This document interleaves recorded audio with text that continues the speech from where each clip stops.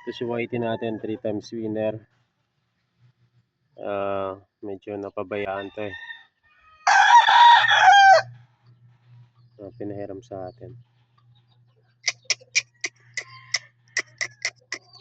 I don't know the bloodline. It's an old bloodline. We will do an experiment for this one. So, ano. Naspar ko siya, okay naman. Mukhang maganda yung cutting. Kasi talagang pinapalo yung pa eh. Tumatama eh, body punch siya. So, kaya siguro naging 3 times winner. I'm planning to cross this ano na lang. Gray. Yung power na gray. Kasi parang kulang sa power. Anyway, matagal pa ito magagamit. Baka next year pa. Hintayin natin mga fully recover.